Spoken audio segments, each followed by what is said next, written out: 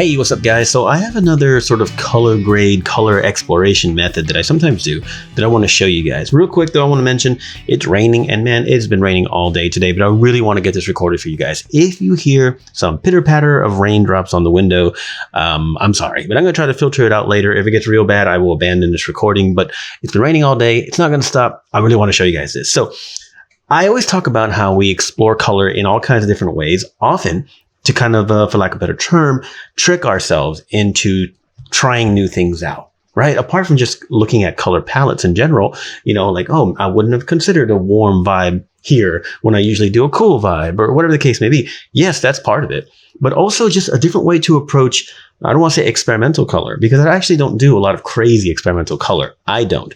Plenty of people do. But this is a method that I use to kind of explore color in a different way, to kind of break the mold in my head, what I see in my mind's eye, that might be a little bit different than I normally do. And sometimes I do this.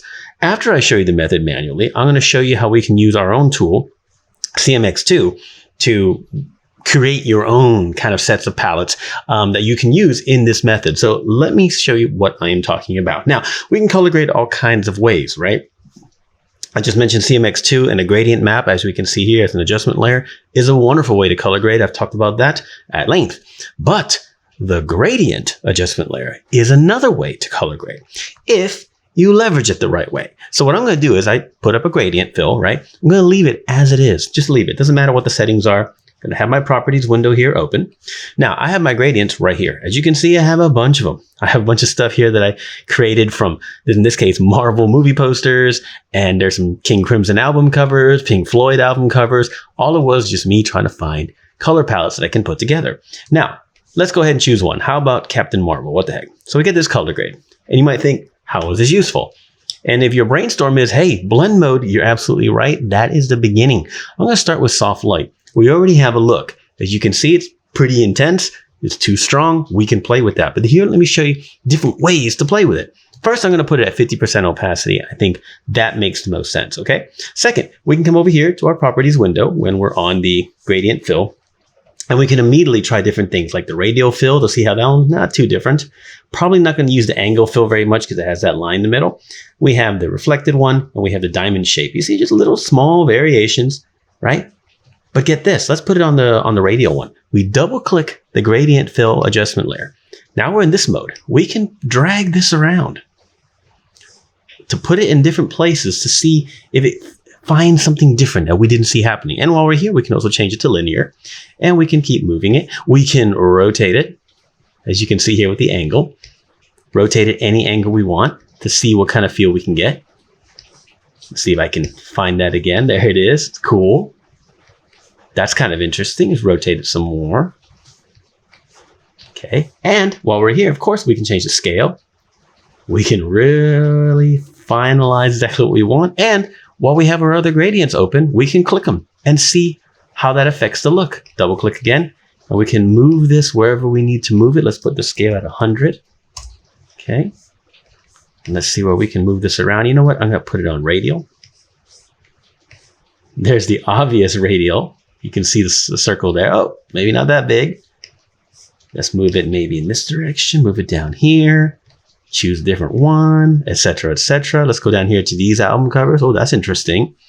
Can double click there. Like I said, maybe I'll put it on reflected. Move it a little bit. Change the opacity to like 35%. Look at that. From there to there, we created a little bit of a vibe. And we can just keep clicking our different gradients, whether we make them ourselves, whether we got them from somewhere else, etc., until we see what can be done. And different blend modes are a fun time too. Overlay is going to be a little stronger. You never know. You might put it on color and put it on 10%, right? Who knows what sort of subtle effect you can get at 10%. Let's put it on radial. Why not? Move it around. You see how you can just explore different color looks that maybe you didn't consider before, right? I'm going to go ahead and put it back on soft light, maybe 50%. Click these colors. You never know what could end up looking really, really cool. It doesn't have to be completely random exploratory as well. You can create gradients that might be from one tone to another and use them to kind of send, you know, like a visual message across the image that kind of does something for you. Whether, like in this case, for example, it's very hazy and sort of yellow greenish here, and then it gets warm to the bottom left. Maybe I make a gradient that sort of reflects that. You know, I can change the angle of it here. Can double click and change the angle of it here. All kinds of different ways. Who knows how we can explore that gradient to create a whole different look, make it a little stronger. Cool. And then again, we can just keep clicking different ones, and who knows what sort of vibes we can end up getting.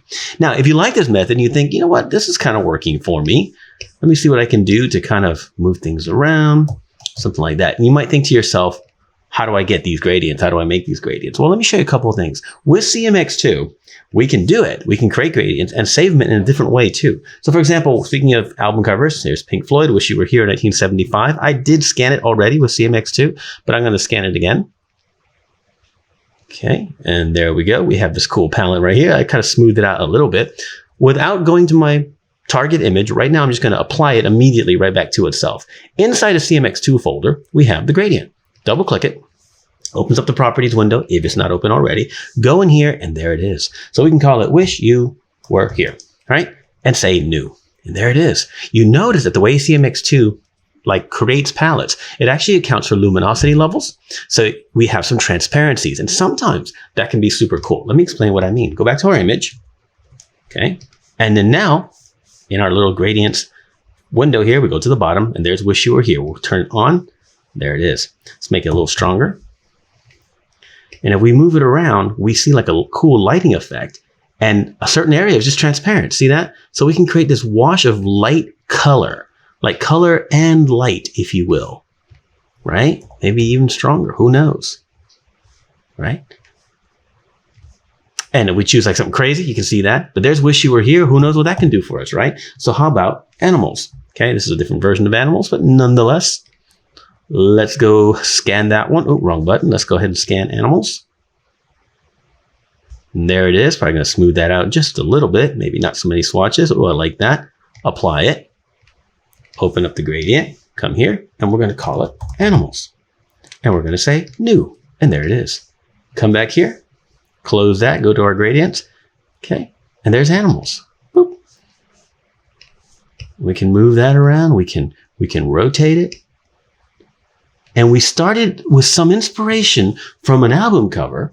We got it with CMX2. We created a gradient for it, and we put it in our gradient palette to then apply with a gradient as opposed to a gradient map. Now, gradient map applications are really great too, but when you use a gradient, sometimes it creates some color, some color transitions that you maybe don't expect or didn't think about, and it could send you in a cool direction, okay? Not to mention you can duplicate that and then choose sort of Wish You Were Here on top of it, maybe something like that.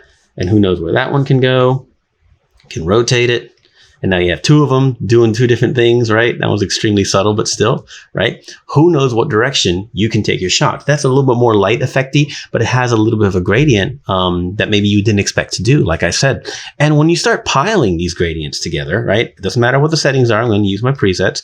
When you start piling these sets together and changing the blend mode and opacity and start really goofing around, even with the method, that's fine, whatever. Start really playing around with this stuff. You never know what sort of looks you end up with that perhaps you did not consider before. Like I said, maybe something like that. Maybe, you know what? Let's try radial. Put a little glow in the corner, maybe. No, how about a red spot on her face? Yeah, maybe on her face. And then 30%. From there to there, we're creating a cool color wash. A little bit more experimental than even perhaps I normally do, but every now and then this works for me. And I can take all these looks and I can dial them in different opacities. And what I've done is created a method for me to explore, for me to try things out that I don't normally try out. Whether it's start with an album cover and use CMX2 to create the gradient, make the gradient manually if you want, right? But whatever, pile these on, who knows what you can get. Let's put all of them here at 25% opacity. And I've created kind of a cool vibe, sort of color grade that maybe I wouldn't have done, as opposed to warm up the shadows, cool off the highlights, and call it done. Now I'm getting experimental. Well, who knows what I can come up with? And that's why I wanted to show you that today. If you haven't used your gradients before, go to Window menu, go to Gradients, right? Make some, use the defaults that come with Photoshop. These legacy gradients are often in here, and you can play around with a lot of those. So any one of these can quickly be switched to that. If you want, you never know. Double click if you want to move it around. Okay, go to your properties window and choose a different method. Excuse me, not method, but style. You can also double click to move that around. and then change everything to like 20% opacity, different blend modes, and see what kind of result you end up getting. I encourage you to try this. These are some really wild colors in the Legacy Gradients, but depending on what you have collected, who knows what direction you can do with this. I encourage you to explore color, not just in simple ways, like I said, like, warm up shadows and cool off highlights, but experiment with color even a little bit. Your vision, if you haven't figured out what your color vision is, might be one of subtlety and it might be one of strong intensity. I don't know. But when you challenge yourself, you might see something that you didn't consider before. We have CMX2 for exploring. We have CGX for exploring. That's truly random exploring. Okay. And these are cool tools. Don't get me wrong. But sometimes trying really radical things like a gradient as opposed to a gradient map, or as opposed to just a simple adjustment layer, or another type of color grading adjustment layer, a gradient can take you in a different direction that maybe you didn't consider.